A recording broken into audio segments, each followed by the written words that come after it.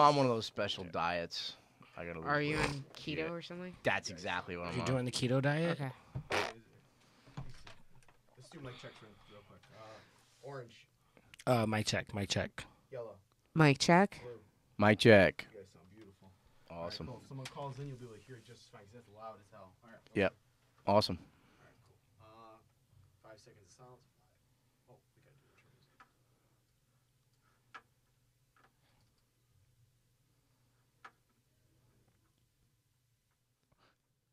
So we're gonna go to like just 8 or gonna go 8:15? Like probably like 8 because we had to get to the other show.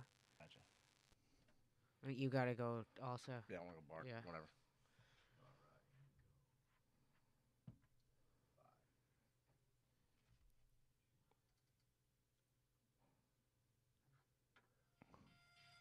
Wait.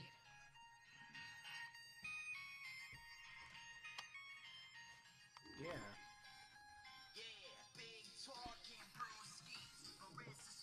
Wait, that's so weird.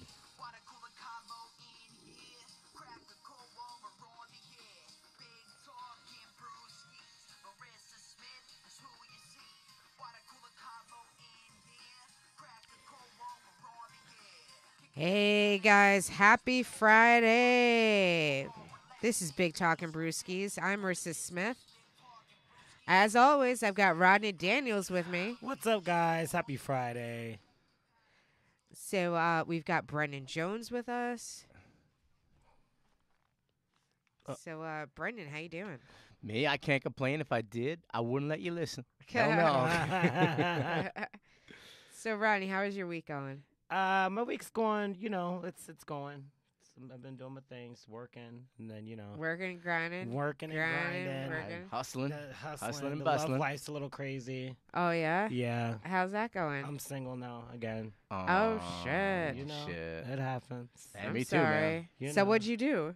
What I do. That's right. Wait, it's what he didn't do, okay? Oh, shit. That's what's up. Right, you got to be putting it down a little And- bit more often. I man. bet you- Put a Oh. smile on Rodney's face, all right? To the left, to the left. Hello, thank you. Right. Back it up, Real back it up, back easily. it up. Right? And I'll show you real quick. You must not know about me. Yeah. I'll give you in a minute. Thank you, Beyonce. You must not know about me. So, So Marissa, how was your week? my week has been crazy. I'm so happy that it's Friday.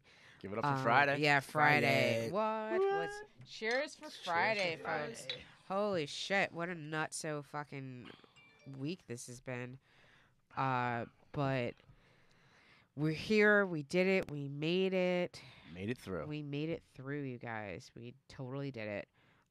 So now I haven't seen you in a long time, Brendan. Like, what have you been up to? Well, first off, me doing comedy is kind of like being gay. I have to keep it from my family, so my comedy's in the closet, just like so. Yeah, I've just been keeping a low profile. Just been working for a job, and finally I found one. So Nice. doing accounting. Congratulations. Yeah, I'm an accountant. Doing my accounting thing. Yeah, counting those beans. Yeah, counting the beans. Counting the beans. Yeah. Everybody's got to have a side hustle. No, like comedy's your side hustle. It's what really makes you money is your Yeah. real-time job, Yeah. You can't, don't quit your day job. The only problem is I get fired before I get a chance, Yeah. Yeah. Like I kind of feel like your day job like feeds you, Absolutely. but like the comedy like feeds your soul. Like you know what I Absolutely. mean? Absolutely. And it's hard balancing, especially like having like, we all of us have like full-time jobs and then Yeah. still trying to do this like I was actually nighttime doing craziness. comedy practically full-time. I wasn't even working really for a while. yeah. And that was kind of hard just, surviving. Yeah. Just Right. doing comedy, and I have some money saved aside, but it's kind of tough, man. It's really tough. Well, that's Yeah. what I love about this show is that I get a weekly, reprise from the rest of the week. Yeah. I can actually come here and, let my hair down. And it's different than actually having the stress of a show. Yeah. Like actually being up on stage with like the audience and all of that. And usually I host, like, so that's a bunch of stress Yeah. like, in the itself. hosting is like, yeah. Yeah. So this is like a whole. I tip my hat to you because I'm not like I can host, but like I hate it. Yeah. Like I really? hate hosting. I love really hosting. do. I I love don't. I love it too. Like it was something like until I got the chance to do it. I think you're probably the first person to let me host one of your shows, and then I just was like, okay, I like the groove of this. Because like the thing with the host is that like you have to be the audience's best friend Yes. as well as the audience's disciplinarian. So it's like Yes. you have to Yeah, like you gotta put that shit in check. Yeah. yeah, like you have to play this balance of like, hey girl, and like what are you doing? Like at the same and like Which and is I got to get better at that because there was a guy on the last show that we did that was recording some of it. Yeah, everybody knows that's a no. no. Yeah. That's a big. He had his phone out and was like, and he must have got like most of my fucking set, and I was like.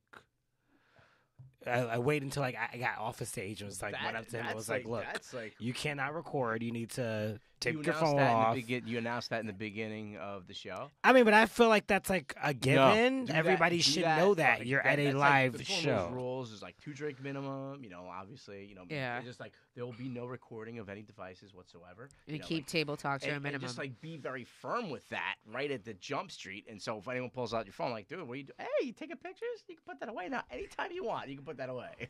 Right. Yeah. No, I mean that's a good call. Like my problem is that like I feel like I get like when I'm like in stern mode, like I Mhm. can't get back to friend mode. Like, you know what I mean? Because it's Mhm. like, yeah, it's like when I'm in that like, what are you guys doing? You're fucking up right now. I'm like, you're fucking up the whole time now. Well, all of a sudden, then you turn like work mode when you like, Yeah. all of a sudden, then all of a sudden the seriousness comes out. Right. That's And what it's and I happens, just yeah. want to have fun and I just want to tell my jokes. And like I just feel like I can't like I mean I can host, but I can't host and produce at the same time. Like I can host someone else's show and be like, "Hey guys." No, Like, I mean, you know I've what I mean? produced and hosted. You Yeah, know, 'cause I produce it's- shows, and all of a sudden my host didn't show up. A couple times my host didn't show up. It's like, oh my god, and you know, your host is a big job. Yeah, you know, it if is. you're a producer, one of the hosts calls me like 15 minutes. That's all right, I'll host it. Yeah. Most producer would be like, you're done. Like, but me, I'm very laid back. I'm cool with that. I'm like, dude, you know, you're throwing a party. Don't worry about it. I'll host it. And all of a sudden, I'm thinking of my accountant. I'm like, she just saved me $50. All right. Yeah. I don't it's like it's tough. It's like tough. I know. We gotta sit down. I gotta pick your brain about producing because like I'm Yeah. ready. I found a venue. I've got a meeting with Really? with the owner of the venue on Monday. Cool. So Yeah. we'll see. Yeah. See, Rodney Dales presents. Yeah. Yeah. No, producing is a different animal. It really is. And I finally got in the flow of producing, and then my shows just went poof, disappears. Yeah, Do it's you guys hard. know, That's do you guys know what happened with that? What? No. Ooh, talk about juicy story. Ooh. we love a juicy story here. All right, Big time. here we go. Lay down the juice. Lay it down. Okay, so one of the comedians that I was putting on one of my shows, her name was the stripper comedian Christy Monroe. Okay. Oh. Maybe I shouldn't use their full name since maybe You it's- kind of already did. kind of but already like did. already. Oh, well, I don't care. It's all out there anyway. Okay. So anyway, you know, she's a stripper, and I'm not judgmental at all. But a friend of mine, one of my co-producers, like, dude, why are you putting her on a show? Why are you putting her on a show? She's a stripper. I'm like, dude, can she bring people? Yeah. So screw it. She only brought like 1 or 2 people to one of my shows, and I'll give her another chance. Throw her on the show. And then I called her up. I actually met this guy, one of those crazy guys, out in a Long Island party at Mandyland. Mandy, my friend Mandy Katana, I've had her on one of my shows too. She is for lack of a better term, a sex worker. Okay. So, once again, no judgment, but she's fun and she's energy and she's crazy and she's loony and stuff like that. So, I was at one of her parties for her birthday at Mandyland, Long Island. I met one of these cool guys. What is Mandyland? Mandyland's her little. So she had all these sex workers, so people are all naked around, and Okay. people were. It's like an orgy or something? It wasn't really. I don't do that. I no. The last time I got laid, MTV was showing videos, so it doesn't matter to me. I mean, Right. but That was a long time no, ago. well, that's a long ass time ago. Long ass time Remember it ago. stopped becoming No, music but television? there was became reality TV naked show? models. They're taking pictures. They had directors and everything there. People were just passed out. There was lawyers there. There's all kinds of people. There's all kinds of drugs and all kinds of crazy shit going on. But people are hanging out, drinking food. And we're just hanging out for 3 days, just hanging out, just chilling out, just hanging out by the pool, doing whatever you wanted to do. It was just cool. And it was just a wild time. But I met one of these crazy guys out there. His name is Donnie Diamonds, old school pimp, like OG. Like, Okay. And from Jonesy, let me tell you, I graduated from the University of 8th Avenue, Jonesy, and this is one of those old school guys. Like the guys don't exist. He's like a pool hustler. He has like a real diamond watch, not like this fake diamond watch I'm sporting. A real diamond watch, diamonds everywhere. Donnie Diamond. So I'm like, hey, listen, you know any girls that want to do some work and get some money? I'm like, let me know. I'm like, all right.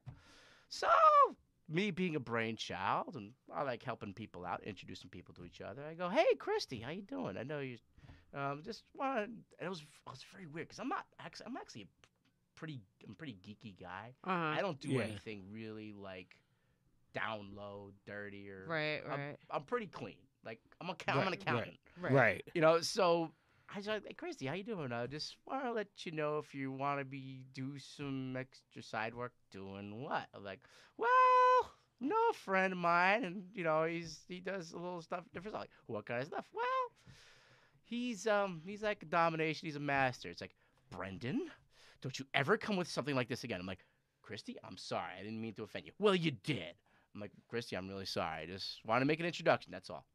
And all of a sudden, she took that post and blasted it on social media and said, Brendan is a sexual predator. Really? Oh. Really? Shit. So now, Christy, I had heard that she kind of got into something like on Facebook recently, because she dropped the N-bomb. Oh. And on stage? No, in a post. It was In a post? In a post. I feel like a post is even worse because you're taking the time to actually write it out. Yeah. If you could slip on stage or something like Like, that. so, like saying it on like that, it could just come out. But like you took the time and truth write. Truth be told. Was it Nigga or Nig? It was the A. Okay, it was the A. I was gonna say. Dude, the you R drop is a hard there. R. That's a Ooh. definite. Dude, you can't be doing that. Truth be told. Truth be told, in a roast battle, I dropped it against Pauline Murphy. But in the context, it was in a roast battle.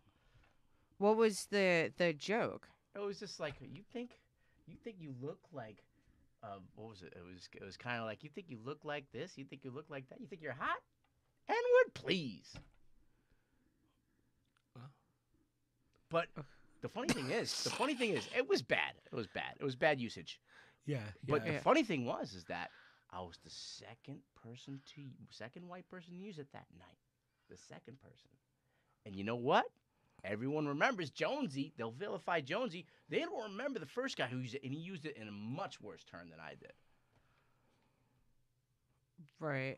But everyone remembers me, and they actually put that post. They actually put a little excerpt and put that post of me saying it, and then dotting it out, and just vilifying me. Was the other guy a white guy too? Yeah. It was even worse the way he did it. And then since I was the second guy he did it, whoa, just interrupted. Yeah, because I remember that too. That was that during the summer or something? Yes, that's right. Yeah, because that was like a whole nother Facebook thing. I do remember that. Yeah. I remember that. I usually remember people that drop N-bombs, but but you know that goes in the it's I file it in the N-bomb folder, but yeah, I don't. I guess my question would be to me or to anyone else? I'm gonna say to you because Fine. you're in the room. Yes. But as a person of non-color, yes, why do you want to use that word? That word. You know, comedy in itself goes against a lot of my spiritual laws. 4 spiritual laws. 1, be impeccable with your word. 2, don't make assumptions. I have to assume that they know my references. 3, what anybody else thinks of you is none of your concern. No, I want people to think that I'm a likable, and I care about what people think. I want them to like me. I want them to think I'm funny. And four, do your best. That's the one thing that doesn't apply. I mean, the one thing that is actually goes. You want to do your best in anything you do. Right. So be impeccable. Obviously, that word is the most unimpeccable word. You know, it's not impeccable at all. It's actually the most hated word that I know, and I absolutely hate that word with everything in my being, believe it or not. However, the word inspires that thing, that hatred. So why do I want to use it? To kind of get that reaction, to kind of get something, because I'm in a roast battle. I want to make sure that that person feels that hate too. However, it was also that thing, that reaction, because there's no one more Black Irish than Pauline Murphy. That's first and foremost. So, but the main thing is, I'm getting off track. Like, first off, my sister hasn't dated a white guy since 1985. So, like, Ryland Bassler, Dave Frazier, Ray Frazier, guys I grew up with, they're all my friends. It's like, I don't believe that. It doesn't matter. It's just because of who I am, because of what I look like, because I'm like the poster boy for the Aryan race, it's me that gets vilified for using that word. No one should use that word because of what it represents. It represents hate. Now, when I think about what that word is, okay, when we use that, I'm going to get to this point. All right, so that word, it represents when people think about when their slaves came over, okay? Uh-huh. And where did they come from? What country did we capture slaves from? What main country in Africa? Sierra Leone. Nigeria, right? Nigeria is one of them. Sierra Leone is like a Nigeria. big one too. So when we took slaves over from Nigeria, dumb Southerners couldn't pronounce Nigerian, so they just said N-word. That's where I think it came from. That's where, so that slang, but all of a sudden it morphed into that is useless human property. That's what that word really devolved into. Useless human property. That is what is most reviling about that word from an etymology standpoint. That reducing humans into useless human property by saying one word. But you're talking about the hard R when there's like two different terms for that's the hard R. It is the hard R. The GA is a whole different. Yeah. That's a different ball game. So you didn't say a hard R. You said a and when a GA. A GA. And a GA, in my opinion, in my personal opinion, can be said by pretty much anybody. Just because of the simple fact that hip hop is so mainstream now, and it's used in like every fucking hip hop song that comes out, and I can't expect for people to bleep out Beyonce, sorry, nah. Like I can't expect people to just take that out of the song because that's what the song is. Now, just using it in everyday language, I mean, I don't know. It does make me feel a certain type of way when somebody that's not black says it. I mean, I say it on stage. I do. But that's because I say it in real life. So, like, I differ from you in that because I don't say the word ever. So, like... I would get that from you. Yeah. I don't ever say the word. So, like... And I don't say it because, like, I feel like some people like to differentiate the hard R from the A. And I don't, because I feel like the intent of the word is the same. Yes. And I feel kind of like people try to say that over time the A has taken the sting out of the word. And for me, that's like disrespectful to our ancestors and all the people that died hearing that word.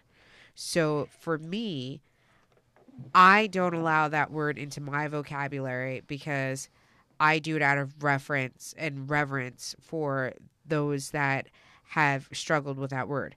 I also feel like this is something that, I mean, I don't know, like, because you grew up in the Midwest, so you Yeah, had a different 'cause- experience than I had. and the South too. Like, Right, And the but South, like, whereabouts?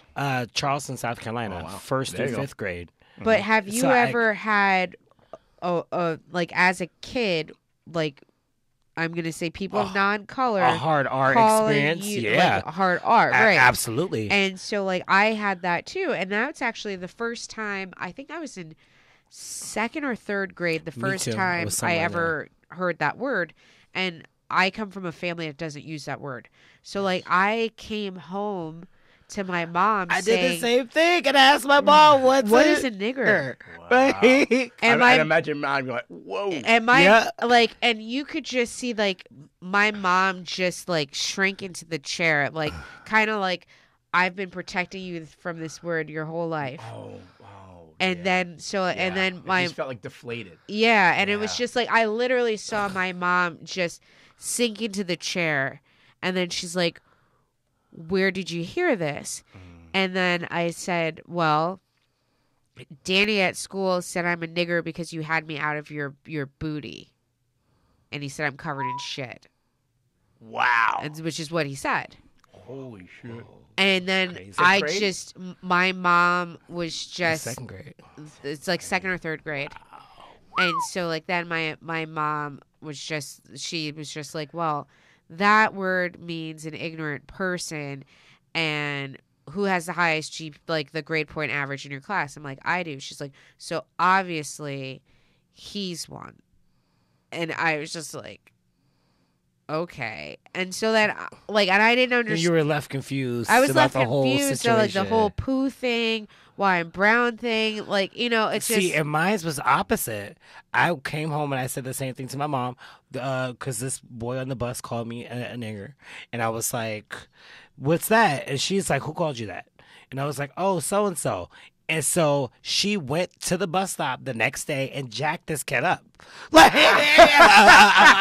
it up to this day. picked him up like this. It's like, don't you ever use that word to my son. Da, da, da. And then went and cussed his mama out. Good. And this is like rural Ohio. Yeah. Like, because, you know, it's like we all live in the same town. Yeah. Like, everybody knows each other. Yep. So, which I know is exactly what you think of me. I don't know what she said to her, but I started knock right on the door, talk to the mama and the daddy like this, using all the fingers. She got 10. Ain't one get missed. But, Exactly. Your dad's a reverend, right? Yes. Your dad's- It actually happened, okay, because my dad, I lived in South Carolina, but I'm from all over. So, like, I was born in Pennsylvania, Yeah. and then we lived in Ohio. Then my dad moved to South Carolina for, like, a year to, like, get, like, a job, a regular job, get us a house and stuff. And my mom stayed up north nursing, taking care of me, my brother, and my sister. Yeah. So it happened, like, during that time period. So she's, like, basically a single mom right Yeah. now, having to do her thing.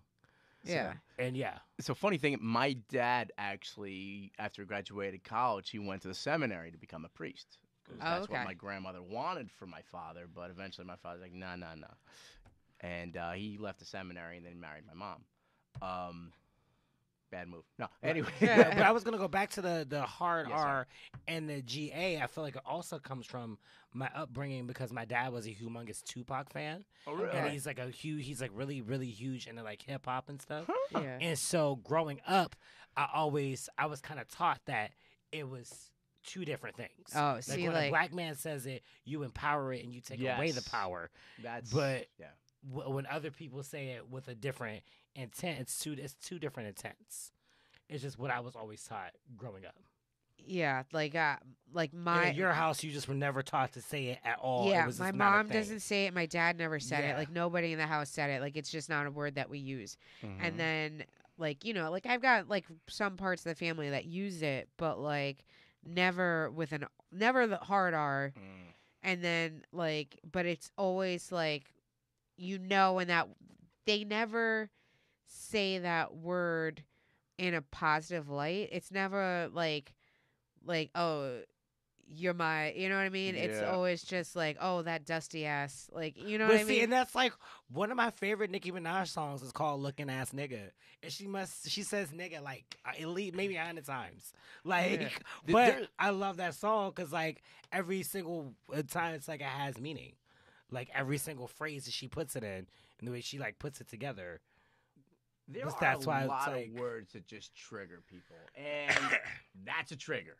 And a that's trigger. why it's That's a also trigger. triggering. That's a trigger. It's Yeah. triggering for a black woman to be Yeah. saying in that song. She's like, "Look at these niggas. Look at this nigga over here doing this thing. Like, look But- at that. Like, and it's empowering for a black woman to be saying it like that little dusty nigga over there. Get it together." But the funny thing is about comedy is it doesn't matter your intent. It matters the way your audience or anyone in there perceives it. That's what happens when you use some of these really words. Even though your intent may be something different, it doesn't matter. Once it's out of your mouth, people Yeah, will because judge I it. can't say Once that it- once- every once it's single out of your time I've mouth, said the N word on stage. It wasn't because like I meant to. It's just because it just came out. But it doesn't matter. Once it's out there, that's it. I dropped it at an open mic, and the funny thing is because a white guy dropped it at the open at Greenwich Village the week before, and this is actually the day of the roast battle where I dropped it again. So I dropped it twice in one day. And I hate that word. I dropped it twice, but I made a point when I dropped it at the open mic because they were talking about that word, and I dropped it. Like, wait, I stopped my set. I'm like, oh, I just dropped it, right? And I said, everyone's got us separated.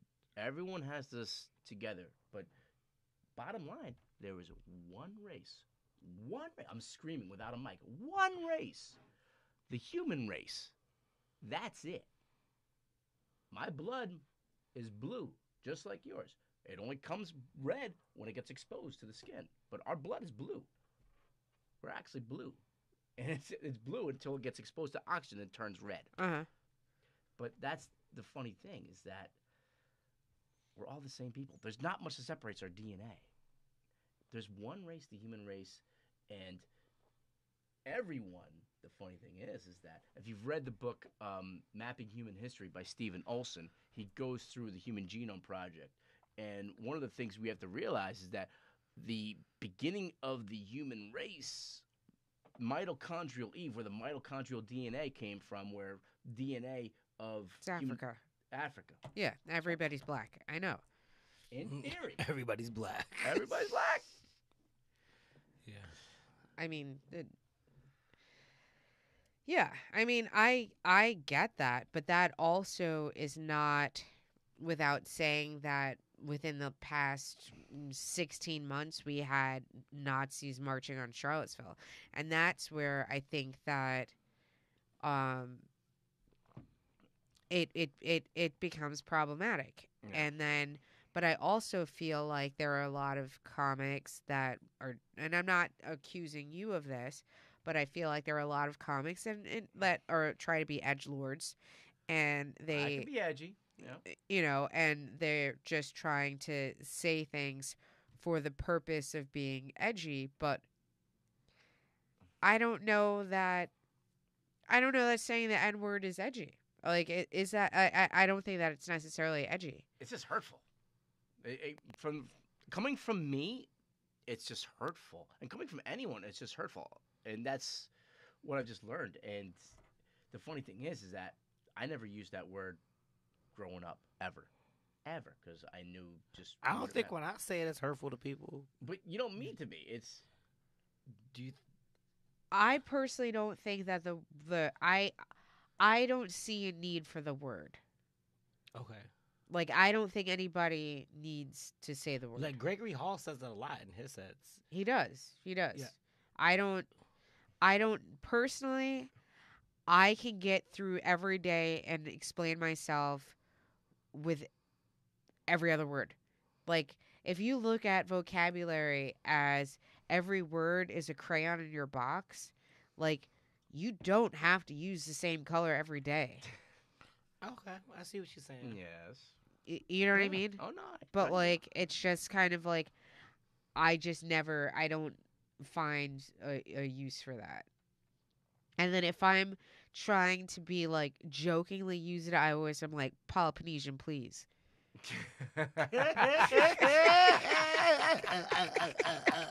That's funny. Right? Yeah. Because it's like what? Like, What? but like, but like, Right. you know. I remember when I, Like, nigga, I remember please. when I remember when I told that Uh-oh. joke to a comedy friend. I told her, and all of a sudden I told her the whole joke, and I told her the setup, the punchline, and everything, and she laughed her ass off. I'm like, I got vilified for this, absolutely vilified. And you know what? I kind of deserved it. Kind of did. Was this before or after the thing with the sexual predator business? It was slightly before. Okay. Oh damn! Dude, I you just hit had him a with real, sexual I had a predator. Yeah, real bad run. bad summer. It was just a real bad summer. Yeah. Yeah, I was had a real rough summer. Damn. Well, I mean, I don't know if it makes you feel any better, but that stripper comic also had a bad experience with the dropping of Well- the N-bombs. Well, also she actually pulled a guy on stage and did a lap dance, and the guy pulled out his cock on stage, and all of a sudden, oh my god, oh my god. Well, first off, absolutely I wrong. wish I was at that show. Yeah. Yeah. You're like, oh, it's like, all of a boy, sudden- she don't know what to But do with all that those thing. cops They dropping freaked on out. She freaked out and got all pissed at him for doing that, which, fine, I agree with her reaction. I but- mean, I didn't hear about this story, to be oh honest. yeah, and then all of a sudden, Keenan Jerome Floyd. I believe so. Yeah, he's a great comic, and and he said that when she dropped the N word, he was saying stuff about her, and there was all kinds of stuff about her, and people are vilifying her. So because of her, like, I got banned from producing shows at Broadway. So she actually cost me a shitload of money. Wow. But thank you, because I'm such a bad producer. I don't make money. I pay my cameraman. I pay my comics. I pay people, and I wind up not making much money anyway. So but finally, I was getting my shit in a row. I was getting all my ducks in a row when I started producing. I'm like, get my flyer stuff, get my routine. Like, I was finally getting my shit together when all of a Right. sudden everything disappeared. Yeah. But luckily, I'm trying to get work my way back in, barking and stuff like that. So. Well, I mean, you could always like produce other. I mean, it's not like the only club that you can Of produce course at. not. You know. But one of the Yeah. things is that You don't have to produce at a club. Like my first show's gonna be at a bar. Yeah. Yeah. There's always bars. yeah, well, I like producing shows, man. I love it. I mean, I just because I love hooking up comedies. I love hooking up comics with stage time. I love hooking up audience with good comics, and And I- you're also out in Jersey, so Yeah. like you could probably get a bar show going there because yeah, there's not much I to host. do there. I host at. I'm actually probably working with the Fifth Borough the fifth annual Meadowlands Comedy Festival. I was in it last year, so we're always looking for comics for the Fifth Borough Comedy Festival. So go Yeah. to meadowlandscomedyfestival.com. That's the fifth annual. So go check it out if you're a comic. Listen to the podcast. Okay, so you guys are Yeah. both producers. I have a question. Sure. Okay. Is it better to produce an open mic or a actual paid spot for comics? How easily do you get annoyed?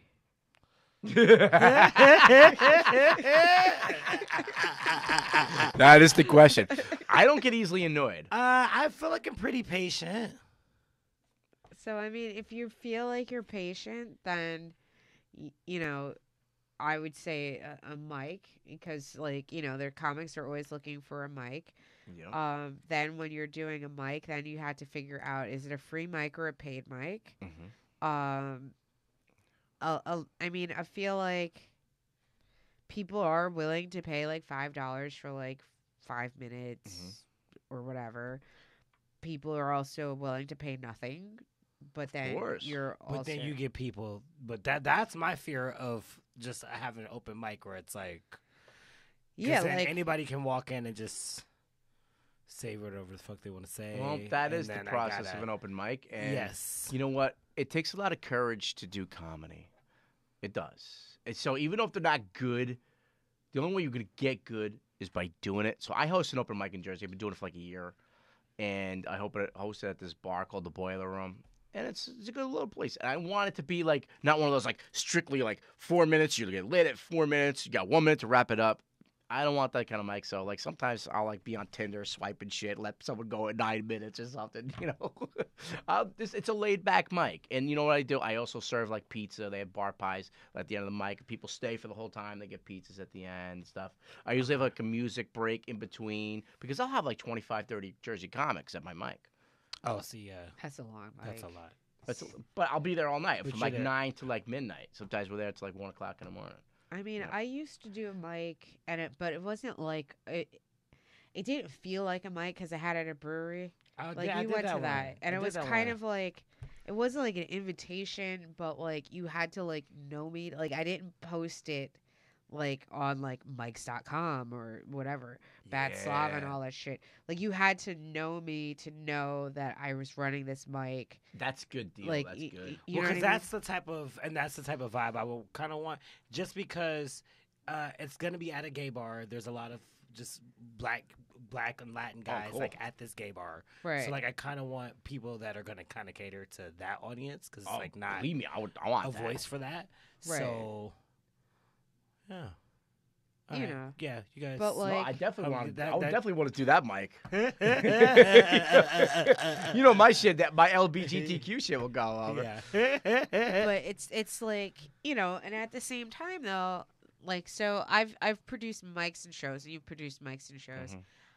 I personally feel like I prefer a show Mhm. because I feel like there's a lot less shenanigans that go on at a show.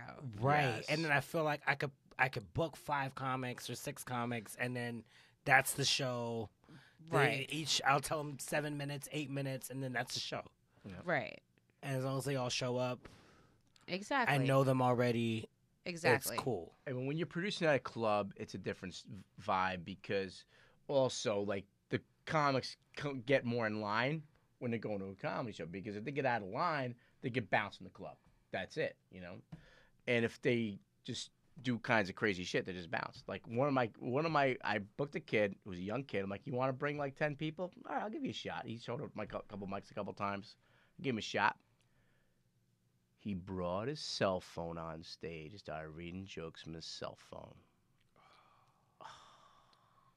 That's always so bad. And it was just so bad. And no one was laughing at the jokes. And I'm like, what? I'm the producer on the other side. I'm like, what? I'm laughing like, what? I know. I'm I hate laughing it at when myself people that I put do this that. guy on stage. And I'm the only one laughing in the I whole hate when crowd. people do that. And Yeah. I'm like, I go, Andy, you need to call me today at 11. At what time you want to call me? Call me at that time. He called me exactly the time I called him. I'm like, Yeah. I can't put you on the show, dude. You brought your mic on stage reading. Somebody came down. Oh, whose mic is this? I'm like, it's not a mic. It's a show. It's my show. Oh, and that just it looks bad on me. It looks, it just, and the host came in and ripped the comic a new asshole, and I'm like, he But goes, I feel like headliners do that too. My feeling is this: I'm going to if I'm giving somebody time on stage, I feel like it's my job to create a space for people to create. What Mhm. you do with that space is up to you. If you want to shit the bed with your 8 minutes, you're more than welcome to shit the bed. Understand you're shitting the bed and everybody else smells it stinky. If you want to go up there and you want to like go balls to the walls and like leave it on the floor, everybody's going to realize you went balls to the walls and you left it on the floor. I don't look at it as it's my place to judge whether or not you're going to read your jokes off of the phone or not. But if you're reading your jokes off the phone and you're not funny, you're going to feel that. Oh yeah. Like, and something. Yeah, if- because I was gonna say I have had it happen at our shows before, and it works. So many headliners do that all the Like, time. all right, I'm gonna run some. I'm gonna no, run some new stuff no. by I'm you gonna guys run real new quick. stuff on I'm you. gonna run some new stuff. You guys seem to You go ready for audience. yeah, you guys seem ready? cool. All right, You great. ready for something new? Which I just wrote this on I the just way wrote this on the here way. Bow, and then they say it, and it and works. it works, and they're killing. because they're funny. If you're Yeah. not funny, then it's not. But you know Right, 'cause something. I This have kid if was somebody- not funny. If he was can bring not 10 funny. asses to the seat in my show, like shit, I'll book him. Fuck it. But- Bring your phone, but he boo. said 10. He brought. your phone, he boo. said 10. He brought 2. So, but he did bring like. I remember one time in an open mic, he brought like 5 guys to the open mic, and I'm like, all right, like, Yeah. dude, actually, that's a good practice. Like, dude, I tell people like, dude, start bringing friends. This is our hang. This is our hang, man. It's like bring people to the open mic so you get practice bringing people to your open mic so people get to hang and get to know your comedy. It's so difficult. That's why. But also I understand like all of a sudden the bar owner's like, you're good at bringing them comics to the mic. Now you got to bring crowd members. I'm like, dude, really? I'm like, I'm getting you 30 comics that are buying it, and you can't even throw me a couple beans, bro? I've been doing this mic for a year. I'm not getting paid nothing for this. I'm like, dude, give me like $50. Like, if I make money, you'll make money. I'm like, all right. And now I just left it just because he gives us a place where we can throw down. Right. And before, he gave me a couple bucks here and there, but now I just don't even bother with that. I'm like, well, he's giving us a place, and sometimes the comics don't buy beer. The comics are there with the fucking Mountain Dews, and they're smoking weed out in the parking lot and stuff. I'm like, no. We're more headaches than we're worth. So I can't really fault them for not paying me because we're giving them more headaches. Comic came in and bought Mountain Dew and smoking weed. That's crazy. Who drinks Mountain Dew? Yeah, dude. I don't know. Jersey Comics apparently. Come to the bar drinking Mountain Dew and don't buy a drink. And then I'm buying pizzas. You know what I used to do in the beginning? I used to give every comic a 1976 quarter. And I go, here's what you do. You give this back to me, I'll give you $1. So all you got to do is be smart with your money. I gave away 1976 quarters. I never got any of them back. I lost 70 1970. I collect them. I lost 70 1976 quarters. Only like 5 people gave them to me back. What the fuck is a 1976 quarter? It's a bicentennial quarter. The one that has John F. Kennedy on it? No, it's got a little drummer boy on the back. So what is it worth? It's worth 25 cents. But to me, it's worth more. It's all collectors.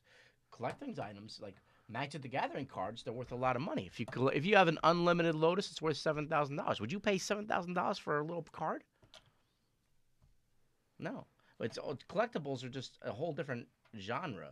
I used to have a full Topps set from 85 through 90. Oh my God, I'm getting hard. Yeah. Jonesy. I have erectile dysfunction too, but we're talking about collectibles and money. I'm getting hard. Yeah. No, I mean, I had an awesome deal with the people at the brewery, and they actually gave me drink tickets to give to all the comics. Really? Yeah. Because like the whole thing was I was just like, listen, you're gonna get a free drink. Just don't be an asshole. Either buy a drink, buy food, buy something, and you're gonna get a free drink just for performing. And so like everybody like bought something.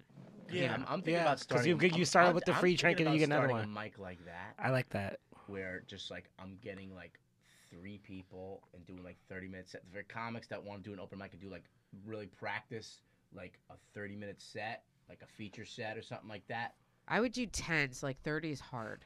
That's like hard. 30 is raw. Yeah. That's like me. I'm working on a 30-minute. That's where I'm doing. That's where I'm getting to. I want to like. I'm actually working with like pro comics, pro writers.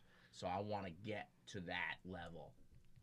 And I have material. Like every time I go to the stage, I don't do like 5 No, I mean minutes. I've done a half hour, but like I'm talking about like as a mic to like have like first off, I'm assuming that you're in a hostage bar like mic situation to begin with. We're talking gorilla mic. You jump out of nowhere. Explain a hostage bar situation. So like people don't even realize. It's like people are there watching the game, and then all of a sudden you're like, "Hey guys, Mike's gonna start in 5 minutes," and there's like some old guy named Ted still wearing his name badge from like fucking Maytag, and he's just like, no, shout out to Justin Zarelli. He has the best name for his mic. It's called Sucker Punch because you don't even fucking know he's sucker punching you. Boxers? Bow, boxer. Yeah. Because like everybody thinks that they're there, like, oh, this is for your happy hour. Justin's good. Bow, your sucker Justin's punch. awesome. yeah, awesome Yes. guy. But like, it's just kind of like, oh shit. And then they're starting to like, oh, I'm still watching the game. If you're funny, they'll deal with you for like a little bit, but like, then you're just bouncing the whole fucking. If you have one person that's bombing for a half hour, the fucking dishwasher's leaving. Like, it's just like. Yeah. Yeah. You know what That's I the mean? one Like, thing that's about hard. that, yeah. That's hard. But I think like a good 10 10 minutes, 10 minutes 10 to 12 with minutes. 10 to 12 minutes with like 4 or 5 people that are good. Yeah. That you know that they're gonna get up there and like Yeah. do their thing. Yeah. And maybe one of them might bomb, but Yep. But yeah, I feel like that's a good Like light them at 10, give them 12. Yeah. Okay. Yeah. Like especially like working with Teddy Smith. He's like, light me at 15 because I'm gonna do 20. It's like, but wait, baby, let me at 60. Yeah, let me at 60. Yeah, I think 60 is good. Oh, yeah. That goes back to hosting. Because And you're always like, everybody's just- we're like, Rodney, Let how me at long is he 16. doing? I'm like, I got this. Let me I'm at timing 16 now. because I I'm need like, 4 minutes to wrap it up. you say it's 4, but it feels like 25. Right, because that's right. That's how they're doing. Shit. Yeah. It gets hard. Yeah, it gets does. Shit, Rodney. hard.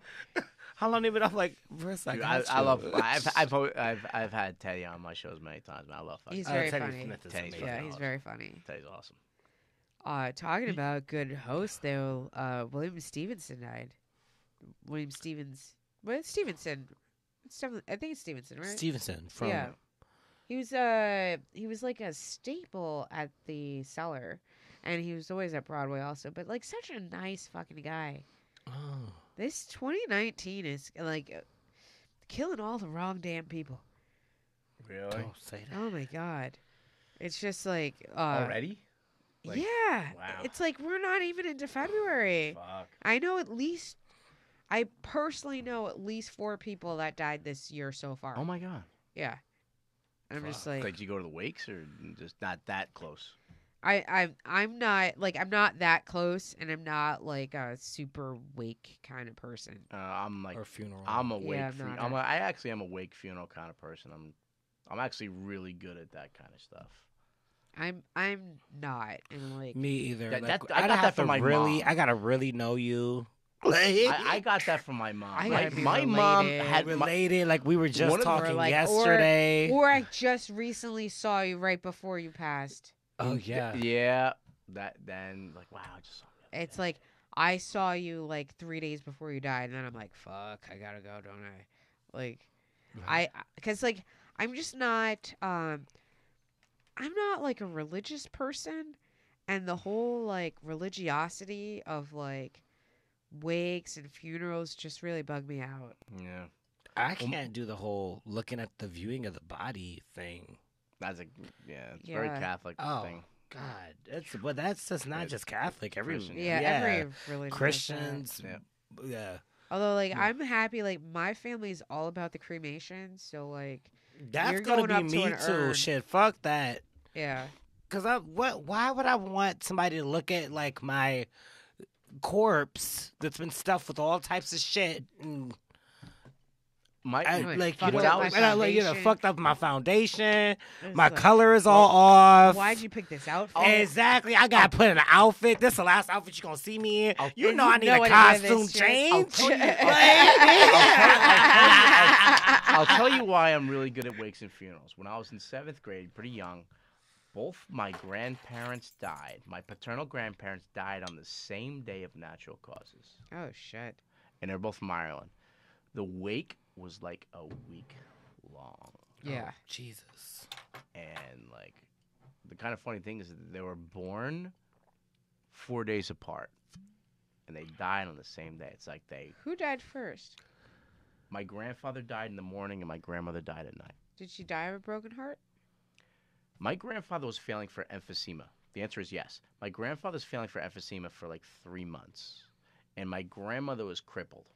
And the funny thing, driving, like my grandfather was like the smiliest, happiest guy. Hey, Joe, how you doing? Hey, this is how you doing? Like he knew everybody. Yeah.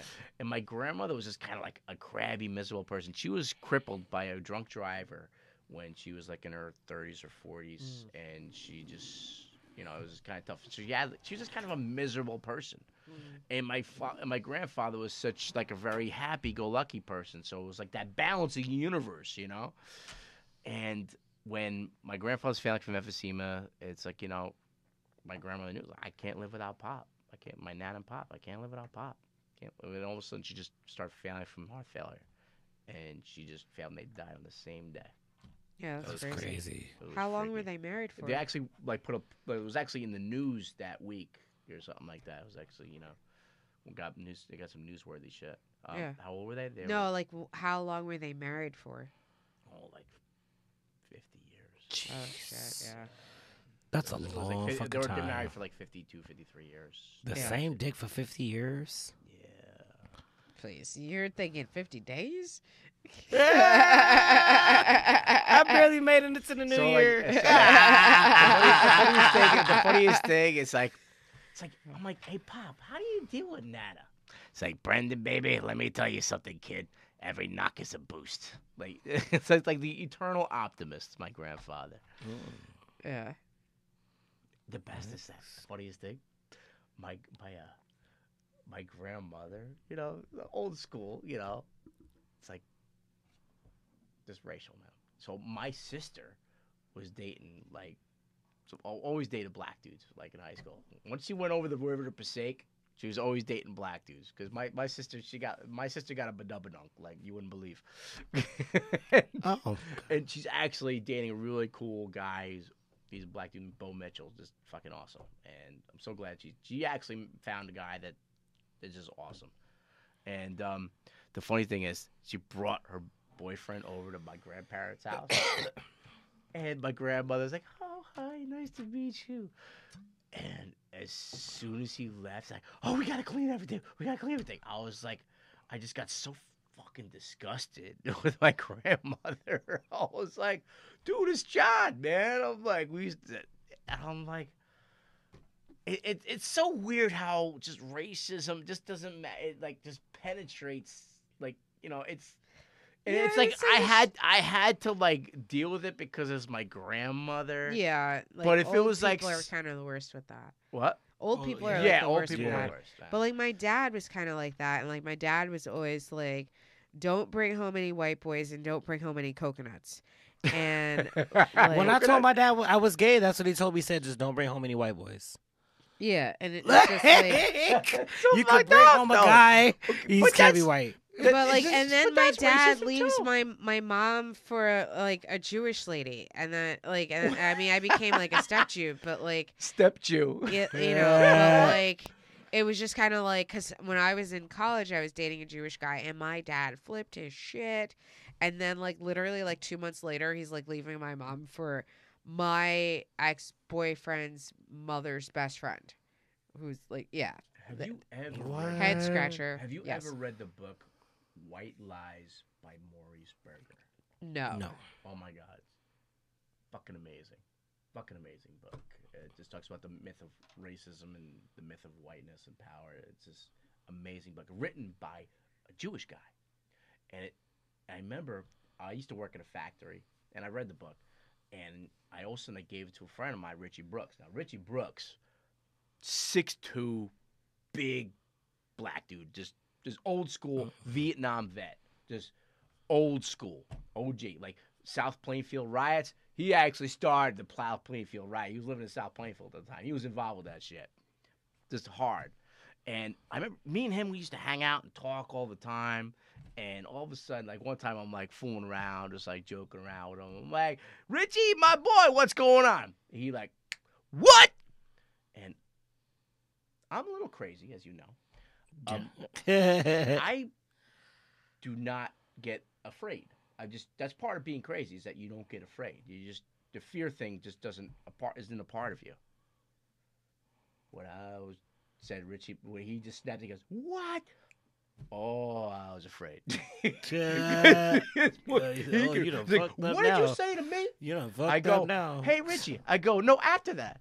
I go, "What's going on?" "No, before that." I go, "My boy, don't you ever call me boy. I am a man, and I have been a man." I'm like, "Richie, I'm sorry." It's like, "Get out of here."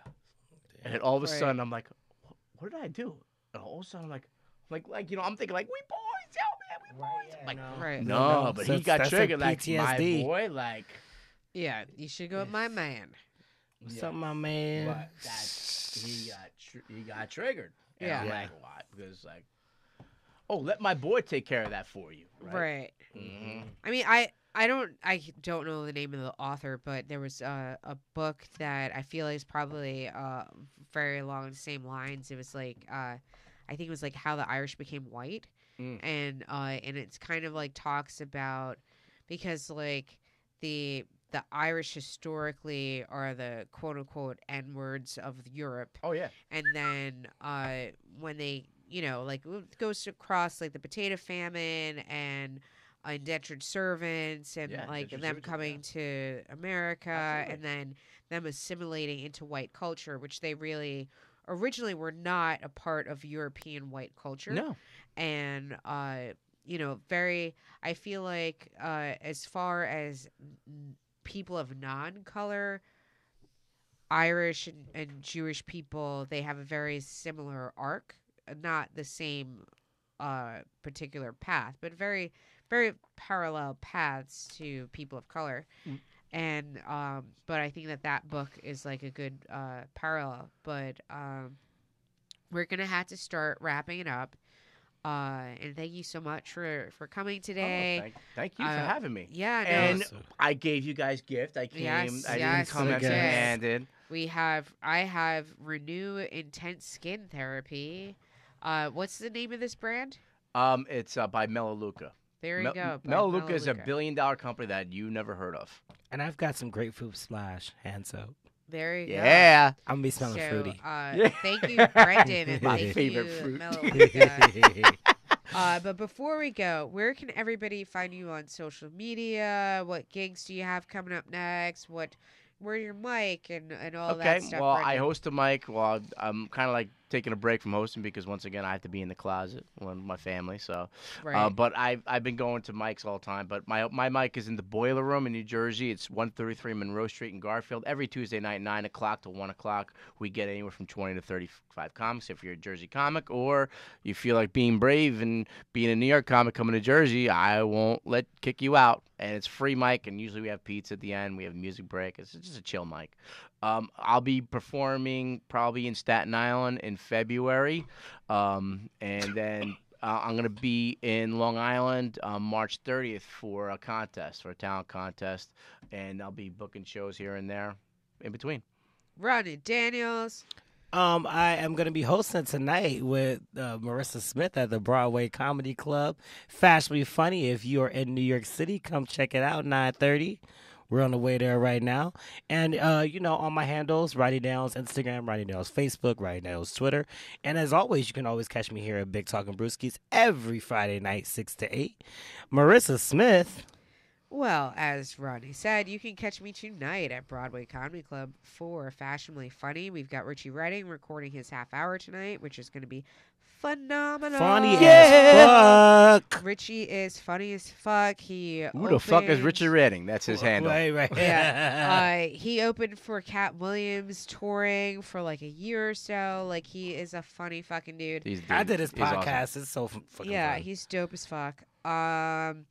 You can catch Big Talkin' Brewskis. We record every Friday. You can also check out my other podcast, Blamestorming. Follow us on Twitter. You can follow me on Twitter at Marissa Smith. Follow this show on Twitter at Big Talkin' Brew. Follow Blamestorming on Twitter at The Blamestorm. Take care of yourselves. Take care of each other. And remember, Trump thinks that he is starving the FBI out by not paying the government. But just imagine how pissed off FBI agents are going to be when they have to start hitting food banks. You're going down, brother. Good night. Right. Bye. I thought I had